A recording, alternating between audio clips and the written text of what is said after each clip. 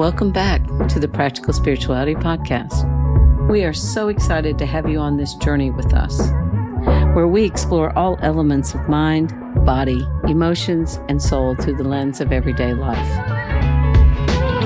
In this week's episode, we talk about one of the many ways we can teach ourselves to become more present and the benefits of it.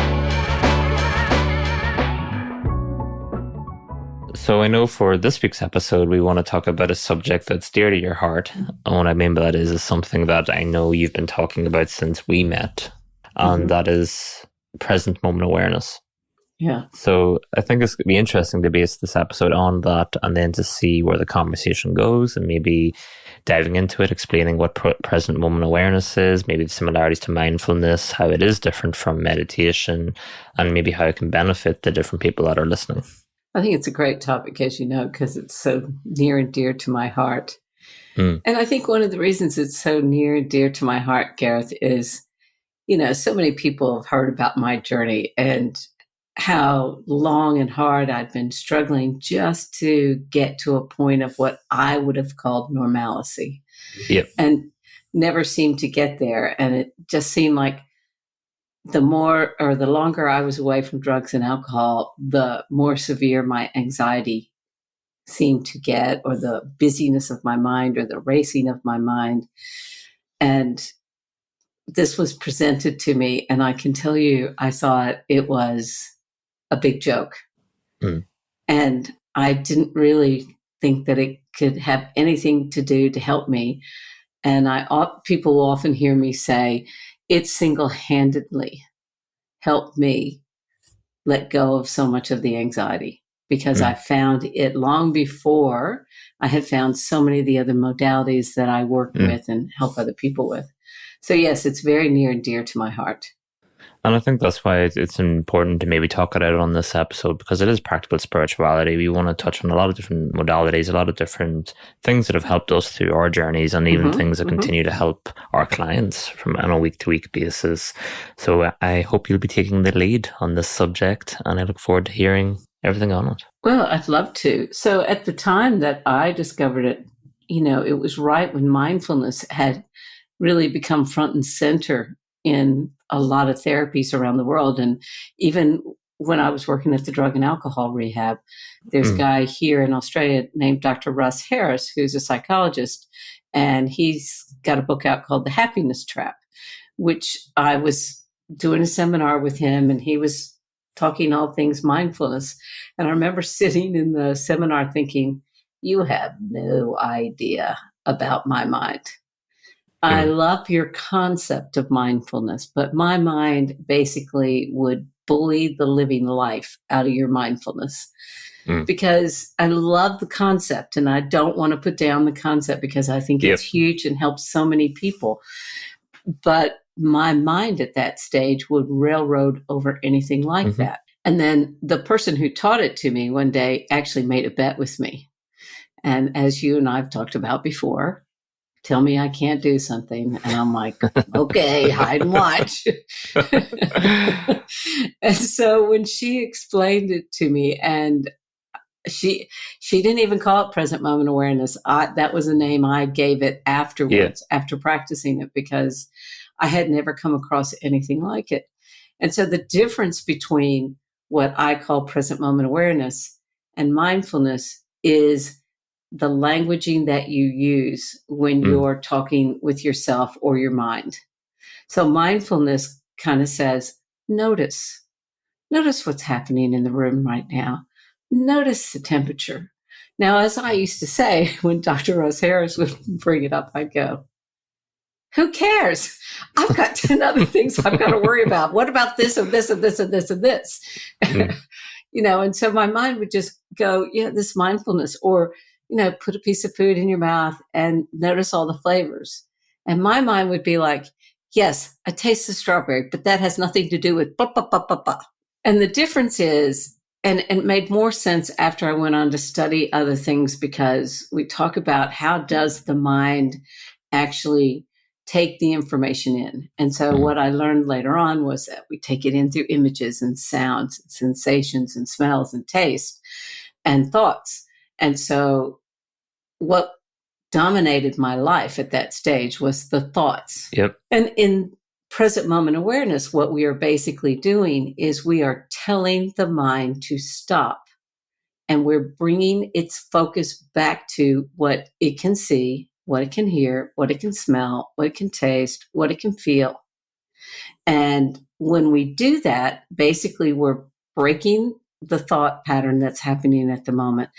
And we are picking things that are in our present moment, what's happening around us, and telling the brain to focus on it. And that's the difference. Mindfulness says, notice. And I say, tell me what you can see. Tell me what you can, with that kind of ferocity too. It's like my daughter said to me once when we were talking about this, she's like, you're so mean to your mind. I'm like, no, I'm not.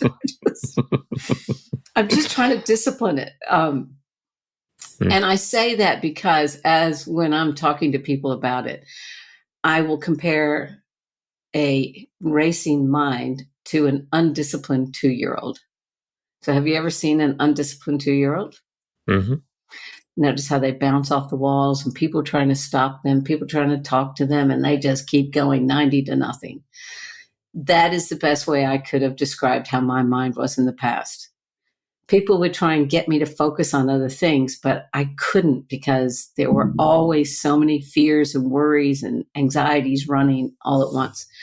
And so in this different way of doing it, where you're using command language, you're commanding the mind, tell me 3 things you can see right now. Tell me what you can hear. Tell me what you can feel. Tell me what you can smell and taste. And then for me, because of my past, I would have to add, look, and I would look both ways. I'm safe. We're safe. Mm-hmm. Because what I had worked out at that stage was I never felt safe. Now, I'm not saying the whole rest of the world, but if people are out there suffering from anxiety, there's a good chance they're not feeling safe. What that did was that interruption and coming back to the present moment would give the brain that just heartbeat of a second to go, oh yeah, that's right. Right. I am okay right now. And the more that I practice it, of course, it hit the autonomic nervous system and started to become a pattern. So in essence, when you look at it, it doesn't look a lot different than mindfulness. It's all in the languaging. And so, anyone who knows me will know that I'm always talking about how important language is. Even though I bludger every other language on the planet, I go for it when it comes to language. So that to me, and why is it important? Now, I can only talk from my own experience. Yep. I couldn't get anything done because of the raciness of my mind. You would sit and have a conversation with me, Gareth, and I will guarantee you that I was listening to 4 other conversations at the same time, making sure that they were not talking about me. I was thinking about what I had to cook for dinner. I was thinking about what my kids were doing at school. And I would have all this happening at once. And of course, naturally, when you're trying to focus on so many things, you're only getting bits and pieces of that information. And it was very distracting. And of course, I think it actually activated more anxiety because I couldn't stay focused at that time of my life on any one particular conversation. So learning how to, I call it discipline my mind to be here in the present moment. And it doesn't mean I'm always right in this moment. But when I'm doing that, what I'm doing is I'm stopping that racing mind and bringing the focus back to one thing. A lot of people do it and they don't even realize they're doing it. Like when people are painting or when people are gardening, when people are water skiing, they're bringing that focus into what's happening in that moment, and every part of them is focused on that. And so that is no different than going through the language of doing it. I do think there is an importance in actually talking about this subject, because I know in different conversations we would have had in the past, and maybe some of your frustrations with me even having Michael or those different components, is that everything you're actually talking about, I can of course relate to on a human level, especially before Michael came into my life. And it's actually since Michael's come into my life that I would have mentioned many times in this podcast before that my mind is quite clear most of the time, or that it's been unplugged a long time ago. Do I still have thoughts? Absolutely. Is there still things I need to think about from time to time? Absolutely. But the anxiety that would have came with the mind, or the different components of maybe overthinking or being in 4 or 5 different conversations or even listening, that is something that I had noticed that had disappeared solely because of Michael. It wasn't because I was actually practicing present moment awareness of those kind of components. So that's why I'm really intrigued to actually talk about this or to hear about this from the way that you teach it to different people, because it is such an important thing to learn that we actually haven't been taught or to explore within ourselves. And to me, is that, as we would have talked about, everyone's journey towards what people call spiritual enlightenment, spiritual awakening, understanding the self, mind, body, emotions, that's different for everyone. But it does often start with building a better relationship with the mind. I agree. And therefore, the present moment awareness practicing, or whatever we want to call it, is the best place to start, and understanding of what it brings up in any of us. So I'd love to hear, I guess, from practicing present moment awareness, or say from different clients over the years, how it has benefited them, or what kind of, I don't want to say results, but how did it change their way of thinking about themselves or how they engage with the world? Well, of course, I could tell you a couple stories, but it's mostly for me. For me was, so the whole challenge that I was given was I used to show up late all the time for appointments. And I hated being late because I had a father who was very disciplined about it. And so by the time I would show up for my appointment, I would be in absolute meltdown. There would be shame, there would be guilt, there would be fear that the person wasn't going to see me because I was running late. There would be the shame that I carried because I was late. The list went on. And so I was literally a mess every time I got to my appointment. And when the challenge was issued, this person said to me, if you do this for 6 months and you actively practice it and you show up late, I'll refund you your fees. I was like, yeah, okay. And I am a very honest person, so I went at it in earnest. The very first time I noticed any headway with it, I'd been practicing it for a while. I happened to go to one of my kids' sports day events, which used to set off a lot of anxiety for me because there's a lot of people, social anxiety was one of my big things. And I was standing at this sports day event, and these 2 people made some comment about a particular child that wasn't very nice, and it triggered some old stuff in me, and I felt the panic starting to rise. So I remember standing there, going through the present moment awareness list, and then saying, okay, we're just going to excuse ourselves. We're just going to go home. We can have our meltdown when we get home, because I knew a meltdown was coming because I was obviously triggered. So the whole way home, there I am. My hands are on the steering wheel. My foot's on the gas pedal. That's a white car in front of me, red car behind me, such and such street. I'm okay. I'm okay as I'm driving. Look, we're doing 40 kilometers an hour, and the whole way home.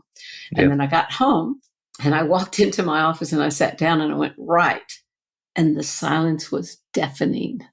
It was deafening. I had never experienced blankness in my mind ever before. So I sat there and I was like, my heart had been pounding when I first left that sports field.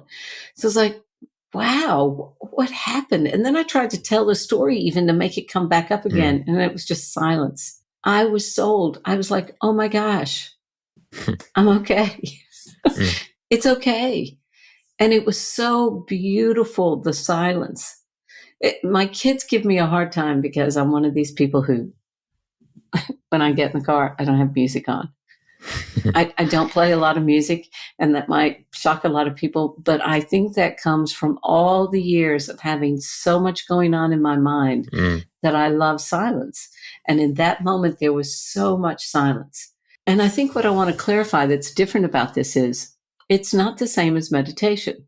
Yep. It's not like other people talk about getting rid of your thoughts.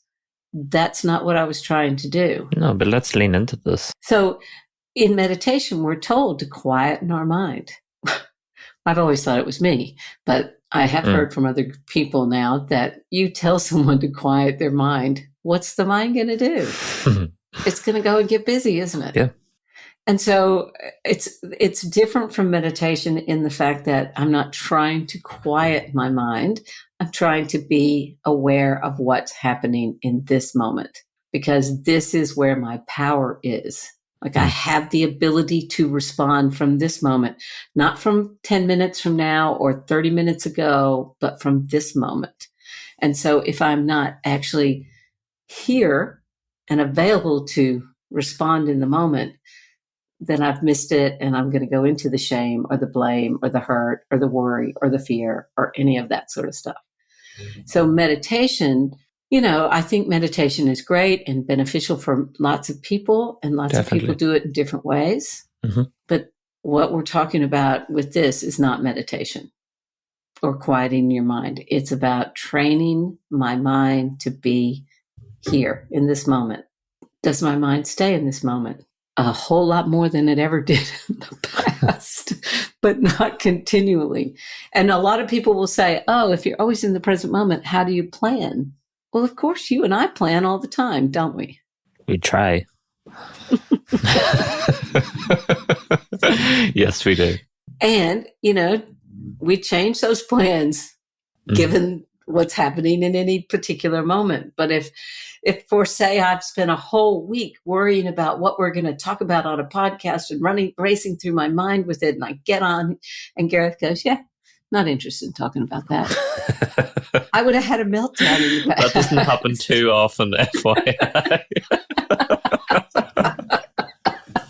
I'm just saying, where today the difference is because of the present moment awareness, I go, oh, okay, that's interesting. What do you want to talk about? Because I'm here. And so it's interesting. I know that you have it from Michael, but for me, it was a journey. This is the other thing I think I really need to clarify. Yeah. It didn't happen overnight. No. But that's exactly why I do want to talk about this, because I think a lot of if we're talking about the spiritual part of practical spirituality, it's that a lot of the spiritual teachers or gurus or mentors out there, for a lot of them, it was an overnight experience or an instant experience that suddenly they felt this freedom or enlightenment, as I talked about even earlier. That was the experience for me. But in saying that it isn't, as we talked about, that's not the experience for most people, and it won't be, and it is actually a journey that comes along with it. But often people are just trying to get to the instant experience of there being that enlightenment.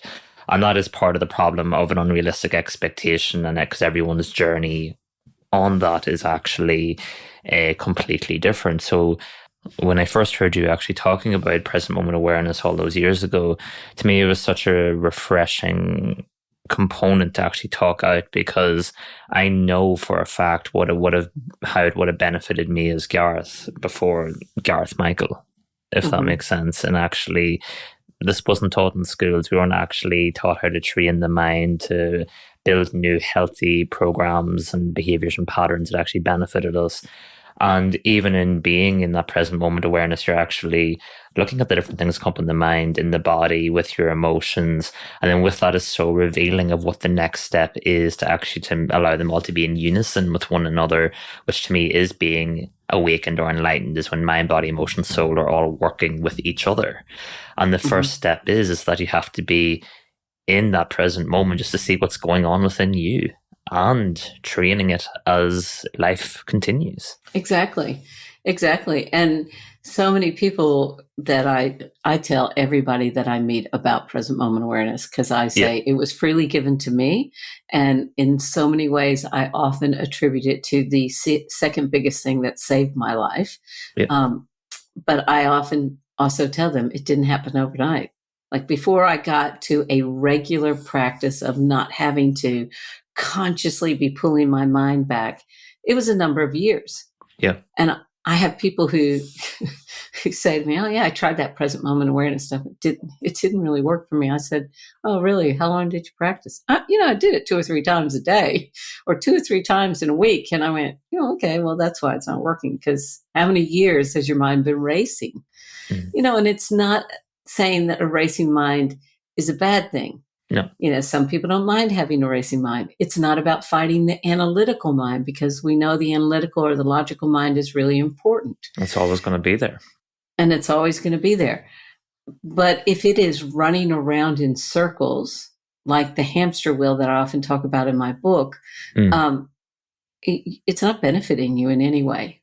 You're just running around like a hamster on the wheel, driving yourself kind of crazy, because I think so many of us, and I don't think we're taught this, but I think it becomes an assumption, because we're not taught how to discipline our mind or how to reprogram our mind if we want to. We are at the mercy of our mind. And naturally, from childhood, when things happen to us, if it was out of our control and our mind stepped in with a coping mechanism, we go, oh, yeah, great. Okay, off you go. You be in charge. And the mind will run the show. But the problem is the answers are not in the mind. The mind will bring information to you that you already hold. And the answer lies deep within our heart, and when we connect with the emotion and our soul and our mind. 100%. And I think it is that mixture between going within, but it's also taking in as much helpful information externally as well. Because as you said there, we only know what we know from our surroundings or from what we had exposure to. So therefore, if that is all our mind has to work off, then it's not going to be an easy road to having that peacefulness that people are running after or crave so much in mind, body, emotion, soul. So it is a mixture of going deeper. But often to go deeper, we often need external assistance in a lot of different ways to be able to explore ourselves more. And I think, but that's why, as you and I have always been openly communicative about with everyone, is that this journey does take years and often a lifetime. It's not an instant thing. As much as I hated hearing that a long time ago, I did hate hearing that. It's also kind of a relief, because I always thought I was behind the eight ball and everybody else had the answers and I didn't. And so quite a relief to go, oh, that's what the entire experience is about. I'm going to continue to unfold and learn more about myself as I go. And of course, have different realizations and different awarenesses, because I've learned more about me. I have to just stop for a second and go, the present moment awareness, one of the key things it gave me was the ability to regulate my emotions. Now, I want you to hear what I said. I didn't say stop my emotions. It allowed me to regulate the emotion and to be present to the emotion, which before, if the emotion came, I just went straight into panic mode. And then the fight, flight, freeze response would kick off. And there was no exploration that could possibly happen at that stage. Because I became in sheer survival mode. But that's where I actually agree with that, because say for me and my experience is that what actually allowed me to build a better relationship with my emotions and to regulate them was actually when Michael, as I mentioned, unplugged my mind, and suddenly I was just sitting in emotion, and then that's when I realized it's actually not that bad. Whereas before Michael, the mind was busy, it was coming at me, there was 600 things going on, and that's what actually put me into the depression, the suicidal thoughts, all of those components that were very real. I would have run 10 miles away from any negative emotion prior to that. But that's why in the present moment awareness and actually working with the mind and understanding it is the difference between you being able to build a relationship with your emotions, your body, even your past experiences, or not. Exactly. It's not everyone's journey to have to want to do that. It's not everyone's journey to go exploring. But at the same time is that there's a part of us that also knows if there's something more that we need to experience while here, or there is that journey. But often we don't know where to turn to. And I think in the industry, there is such a wealth of knowledge out there, and there's so many different angles to come at it, which in theory is such an amazing thing because there's so much to absorb.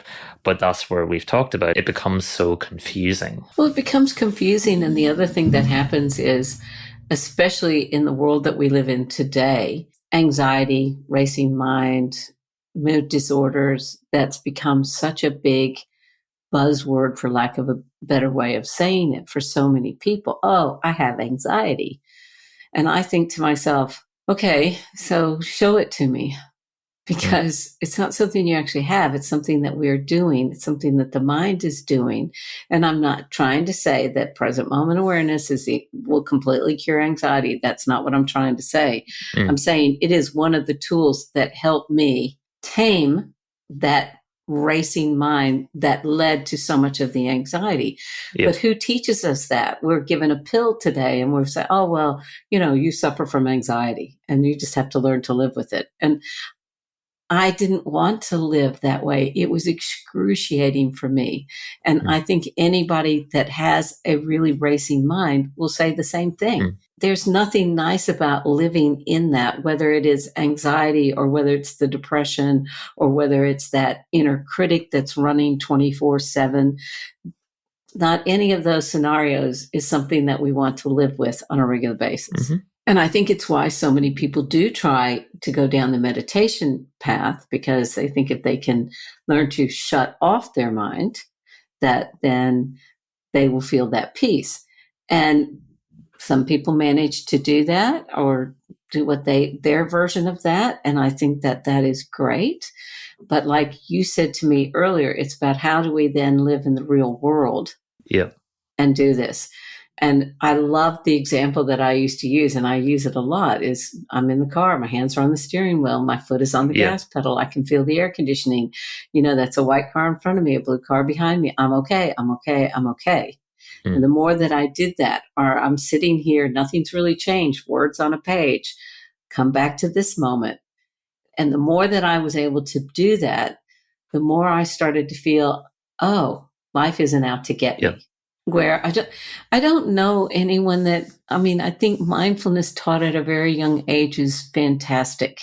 It is, but I think it just goes back to the amount of conflict that we're all exposed to in a lot of different ways. And what I mean by that is that conflict in the information out there in any of these industries, as I mentioned, or in different books telling you to do one thing and then you read a different book that's telling you to do something else, the conflict within ourselves in mind, body, emotions, conflict in our homes and our jobs.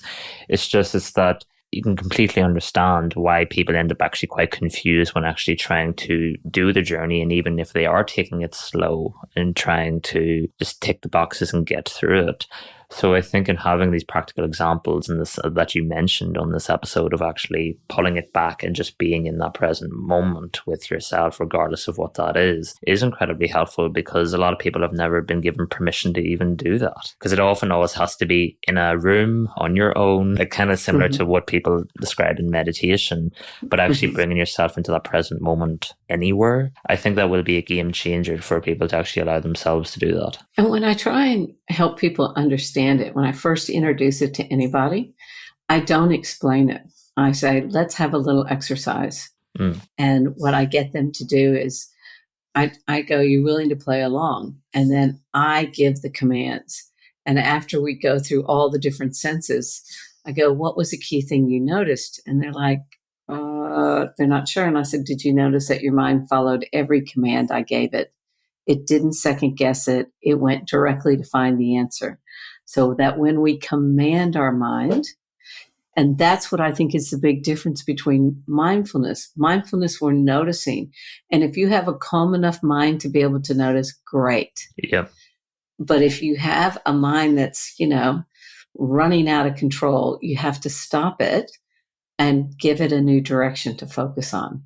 So, and as I said before, Gareth, single-handedly, I accredit that present moment awareness to helping me tame my anxiety right down to the point that I could start the exploration of what was going on underneath all of that. And even say in that process, because it's something I've experienced with a lot of my clients, and I'm sure you with yours, how can we assist people in doing that exploration not suddenly becoming quite overwhelming? And the reason why I bring this up is because when things get brought down to a certain level where we're actually able to go, okay, now I can begin to work through X, Y, and Z. What I've noticed with a lot of my clients is suddenly like, oh my God, I didn't know all of this stuff was here. And then there's the mind stuff, and then there's the physical stuff, and then there's the emotional stuff. And then, but I still have my job, I have my life, it can quickly overwhelm somebody of the amount of work that has to go into themselves that maybe just wasn't on the radar before because everyone is in automation mode.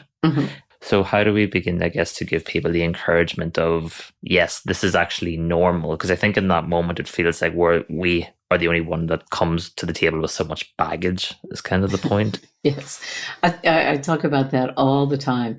And I think one of the ways that we can help them understand that is when you have come back to the present moment, what's showing up? What's showing up? What is taking predominance? What's front of mind all the time? And so I talk in language of patterns. Yeah. What pattern is continuing to repeat itself? Whether that's emotional, whether that's mental, whether that's physical. And that can be the starting point, because from there, we can slowly start to move forward. The awareness of the patterns, and then getting some outside help, because I'm sure that people have heard us say it a million times. When we are in our stuff, it's hard for us to see our own stuff. It usually takes an objective point of view. Yep. And whether that be a friend, I used to say to people all the time, find a sounding board, pick up the phone. I just need to run some stuff past you. Usually when you're running it past someone else, you can hear, oh, that doesn't quite sound right. Or you can hear yourself trying to convince somebody. I remember I used to do this with boyfriends. I used to try and convince my friend why this person was going to be so great for me. And as my friend would say to me, you're really trying hard on this topic. I go, oh, trying too hard, maybe. Yeah. So, that's where you start, the awareness and what are the patterns. What would you say? I think with the present moment awareness, it does shine a light on a lot of different components. And everyone knows we have such a love for mindfulness, and we do have such a love for meditation, and that they all do have their place in life. I love the practicality of present moment awareness, because I actually feel it's the day-to-day living of beginning to actually work through and understand a lot of key components in every living situation that we find ourselves exposed to. Because when it comes to meditation and sitting in that space, can you go deep? Absolutely. Can you, after a period of time, depending on the person, get your mind quiet and even feel zero emotion and be in that neutral space? Absolutely. But then the real world is still happening externally outside of that room that you have to re-engage with at some point. Mm-hmm. And I feel that's also what needs to be talked out more, is that you can have it all. But if you're having that safe space, and in your own home, wherever it might be, where you're able to go deep, and that's your safe place, it just means that your relationship with the external world is still not necessarily healthy, or maybe you've never been taught how to actually navigate it without it becoming an ongoing triggering thing that actually continues to build anxiety and trigger all these different emotions. So it's that in a world where we can have both, why wouldn't we, even though it's going to take the extra mile in the journey to get there? Absolutely. To me, the present moment awareness is that middle ground of being able to actually practice maybe what you already are doing in meditation in your own company, but beginning to how to incorporate it slowly but surely into day-to-day living as well.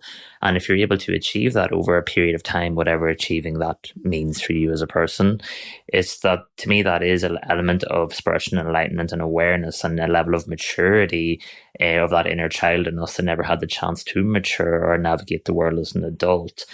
And that's what needs to be more practical about our day-to-day living. Is that a long process? Often, yeah. It is. Is it a worthwhile process? Absolutely, yeah. But it does mean making mistakes at times. It does mean being triggered. That's why it's actually important about having that awareness to see, as you mentioned, the different patterns and the different behaviors coming up, and willing them, explore them in your own company, but with someone you trust also. Exactly. And I like to tell a story about when I was practicing this. And of course, everybody knows I used to go to a 12-step program to help me in the very beginning. And I used to struggle the most in these 12-step meetings, because you spend a great deal of time listening to other people. And of course, if you have a racing mind, you know that when you're trying to listen to someone else, your mind's running off doing 50 million other things. Yeah. So I couldn't figure out how I could practice it and really be present, until one day I was sitting there and I went, you know what? Here's the deal. We need to listen to every single word that every single person speaks, because they might say the one thing that will change your entire life. And so when I was teaching other practitioners about what I do, I call it active listening, because I was using the present moment awareness, hanging on every word just in case they say that one thing that I can't afford to miss. And I started doing that outside of the meetings. When I was talking to people, my mind would want to go, oh, what are we having for? Nope, got to listen to what this person is saying. And so there's so many benefits to it in real life, I guess, is what I'm trying to say. All right, so that's just one of the real life experiences that I had with it and how it became very beneficial. Actually, why I think I'm pretty good at my own job. I think before we finish out this episode, even before we hit record, I wanted Kim to take the lead on the subject because I know it's something that's very close to her heart, but it's also actually helped her and so many people along the way. So Kim, before we close out, what would you like to leave everyone with who are listening? I would like to say I hope that you've benefited from listening to every word that we've had to say and want to practice it and know that it's not something that will happen overnight. It takes a lot of practice. Thanks so much for listening. We hope you enjoyed this episode. If you would like to explore these topics more with us, please go to www.patreon.com/Practical Spirituality Podcast. Not only will that help us keep producing these shows, but you'll also get advance access to each new episode, the opportunity to ask questions directly of Gareth and I, input into what topics we will cover on the show, access to exclusive content not available anywhere else. See you over on Patreon.